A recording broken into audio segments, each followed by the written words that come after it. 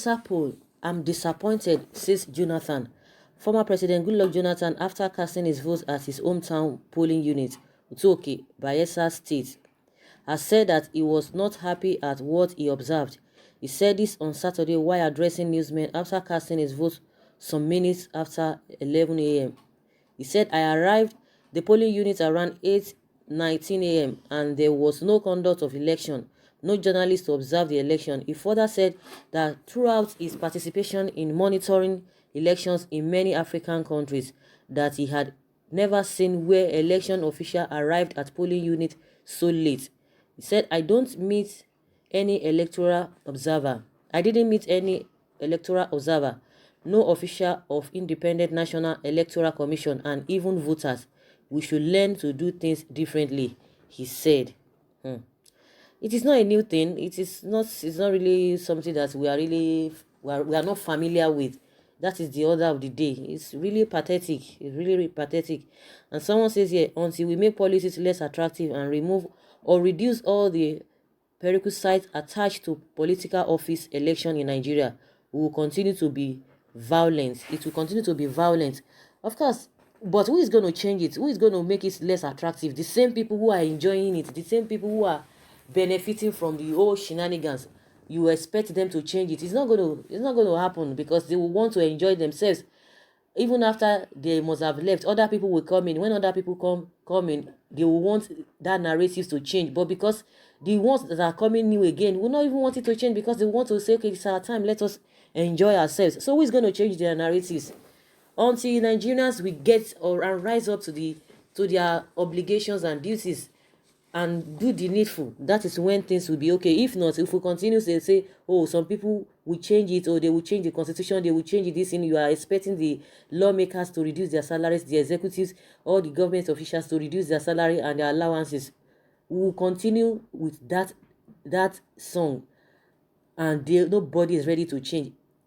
Because most of all these people, they are from us. They are not foreigners. All the senators, have you ever heard that some of them, were imported from another country or whatever, or they went to rent them? No, the same people, from local government chairman, from councillors, from governor, ministers, all those political officers, they are Nigerians. So the same set of people too, if they are there, they will pay their fare as if they don't know what the masses are talking about. Before they were there, they will be complaining, saying the same thing. But as soon as they get there, it's going to be a different song and different story entirely. So nobody's going to change the narratives.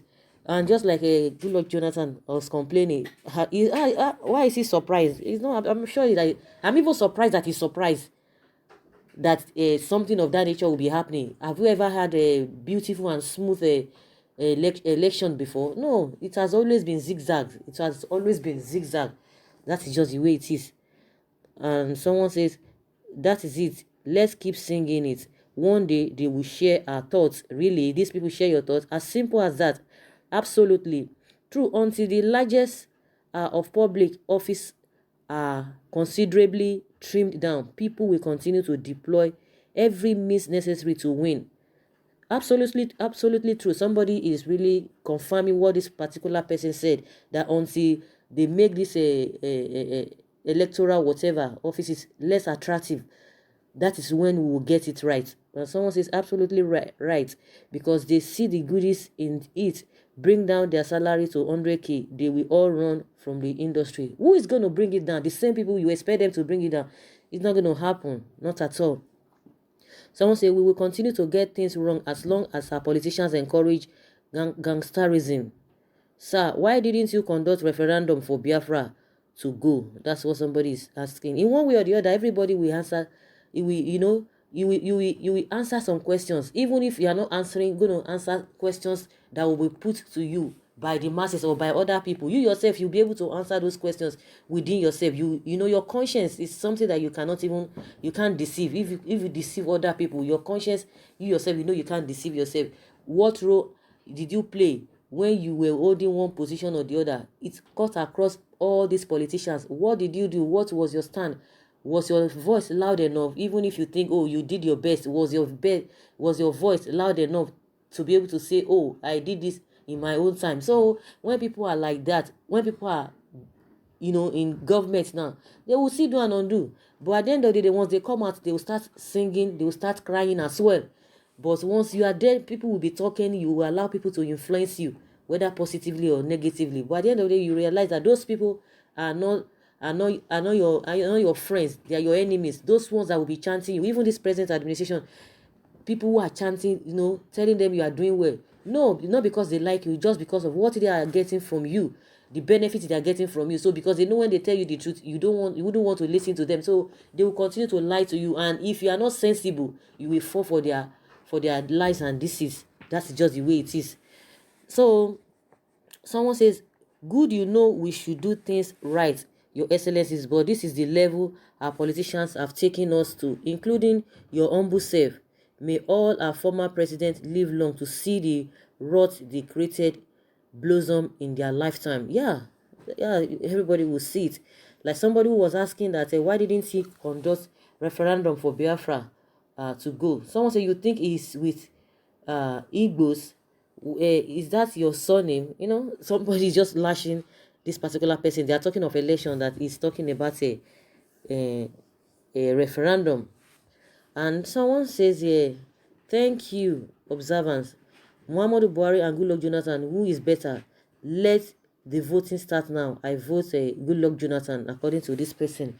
Everybody is entitled to use their opinion. And, the problem we have in this country is that instead of us moving forward, we are not moving forward, we are retrogressing, because it is expected that when something new comes in, it should be better, it's supposed to be better than the former. But at the end of the day, the former that you were not really comfortable with, after it's become former, you started referring that thing that you were criticizing was the real thing. In the real sense, it wasn't the best, because you needed to have a change. But unfortunately, what we have really noticed that we found ourselves in is that the old is always better than the new, which is not supposed to be. Any country involved or around such things, we never move forward. We've heard about all those countries who are developing every day. They are not moving back. If they are moving back, if they are involved in this kind of abnormalities, they will not move forward. You continue. You won't be saying, oh, they are developed countries, because they've been able to change from where they were to another stage. They've taken another step and left the stages they were, that they felt that they needed to build on. But reverse is the case when it comes to our own country. So everybody will be regretting. I wish I knew, I would have done this, I would have done that, but it's just too late. Someone says, my fellow Nigerians, we should stop saying wrong words to our leaders and dignitaries. We should stop reminding ourselves the past. Former President Goodluck Jonathan is not happy with it. This is what you don't know. When the masses elected you to be what you be, you will totally be confused. Why? Because you are facing and hearing a lot of problems. You will even forget your closest friend.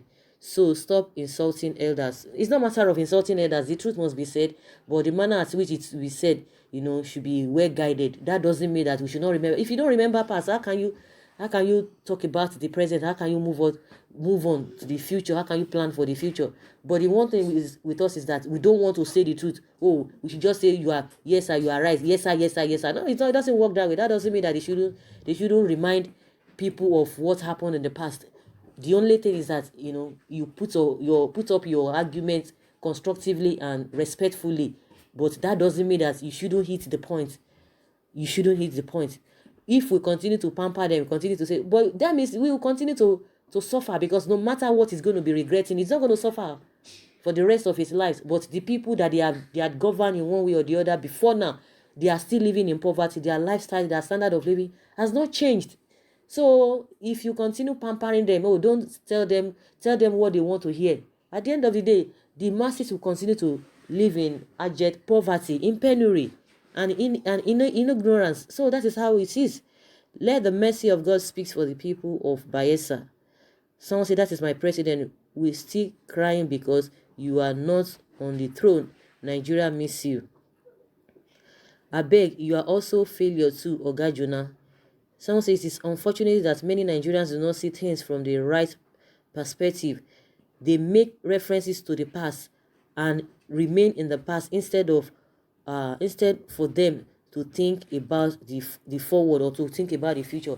And that's what they're always saying. People are always saying that, when you are setting a precedent, you think, oh, you are doing the right thing. Just like some of the things that happened during the time of Jonathan, during the time of PDP.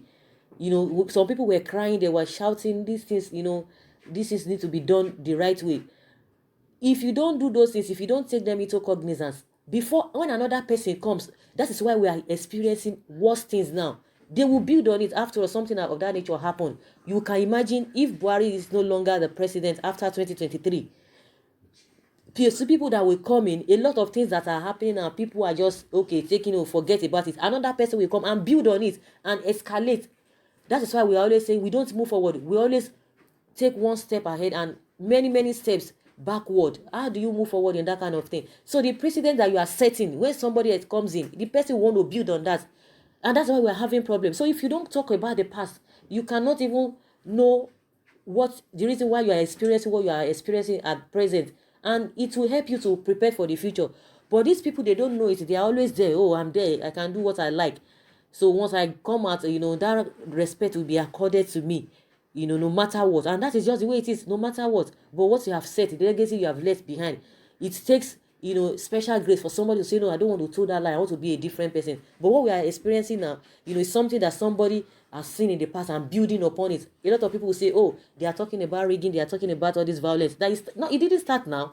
But the unfortunate thing is that somebody came and deceived Nigerians that there's going to be change, but there's no change. They say change, but the change is not what Nigeria expected. So that is why we will continue, no matter what, you will continue, do the right thing. Once you do the right thing, people will still refer. You can't say, oh, you have done right thing in the past, and people should not talk about it. They will talk about it.